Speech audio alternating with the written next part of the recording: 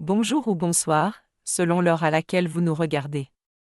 Je suis votre chroniqueur audio et animatrice de podcast à l'ODJ Média, et j'ai le plaisir de vous lire aujourd'hui une chronique signée Salma Laptar.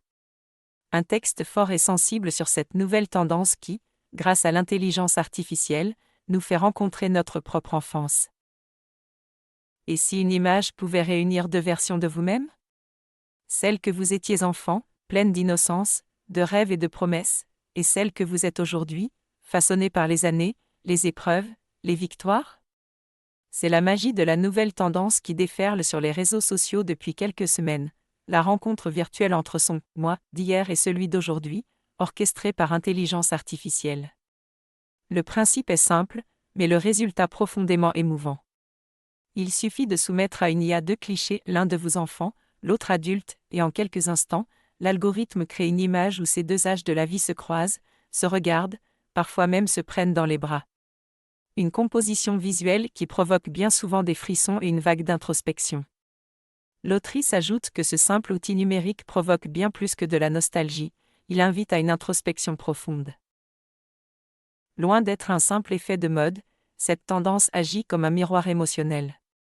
En scrollant sur Instagram, TikTok ou Facebook, les montages affluent, chacun accompagné de légendes bouleversantes, silencieuses ou explicites. Les internautes ne montrent pas seulement une image, ils partagent un fragment de leur histoire. Au Maroc, l'effet est tout aussi palpable. Des figures publiques aux anonymes, chacun s'essaie à cette forme nouvelle de retour à soi. Le phénomène touche toutes les générations et s'impose aussi bien dans les stories que dans les groupes privés, où les échanges se teintent d'une rare sincérité. Ces portraits fusionnés deviennent des messages d'amour à l'enfant qu'on a été, des lettres silencieuses adressées à ce « nous » du passé, parfois oublié, parfois idéalisé. L'autrice pense que ce mouvement révèle un besoin collectif d'apaisement et de réconciliation avec le passé. Mais pourquoi un tel engouement ?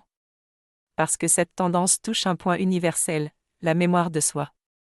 Elle offre un espace où l'on peut faire le point, mesurer le chemin parcouru, et surtout, se réconcilier avec son histoire. Ce n'est plus seulement une question d'esthétique ou de nostalgie.